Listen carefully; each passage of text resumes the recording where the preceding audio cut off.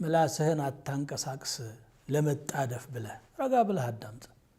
ከልብህ እንዳይጠፋ አንተ ቀልብ ውስጥ መጠበቁ የኛ ኃላፊነት ነው إن علينا جمعه وقرآنه ስለዚህ ምን ሰራውን ነገር ለኸይር መቻኮል ማለት እየሮጡ መሄድ መክነፍ ማለት አይደለም ቅድሚያ ለኸይር መስጠት ማለት ነው ለዚህ ብሎ አላህ Subhanahu Wa Ta'ala وسارعوا إلى مغفرة من ربكم سابقوا إلى مغفرة من ربكم ከጌታችሁ ወደ ሆነ ምህረት ገስግሱ ተሽቀዳደሙ ፍጠኑ እያለ ነብያችን ሰለላሁ ዐለይሂ ወሰለም ግን ሶላት ስትሄዱ አሉ فأتوها وأنتم تسعون تمشون ولا تأتوها وأنتم تسعون እየሄዳችሁ ረጋ ብላችሁ ሂዱ እንጂ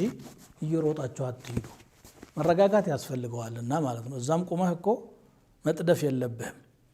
መንገዱም ረጋ ብለህ መፍጠም ማለት በቂ ጊዜ መድበህ መሄድ እንጂ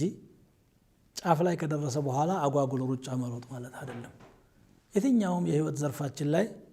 መቸኮል ጎጂ ነው አሸጁ አብዱል ቀይስ የሚባል አንድ ሱሐቢ ከባህረይን አካባቢ ወገኖቹን እየመራ መጣ ነብዩን ናፍቀዋል ሰለላሁ ዐለይሂ ወሰለም መዲና ነው የመጣው ቶሎ ለማግኘት ስለሚፈልጉ ሌሎቹ ሱሐቦች አብረውት የመጡት ቶሎ ብለው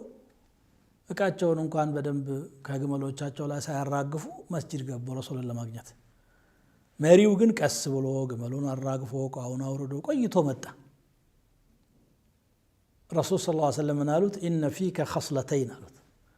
አንተ ላይ ሁለት ጥሩ ባህሪዎች አሉ አሉ መልካም ነገር ሲያዩ ማበረታታት ሽልማት መስጠት የረሱል ሱናቸው ነው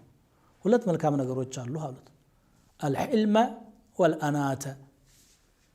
ታጋሽነትና መረጋጋት አይባሃለውና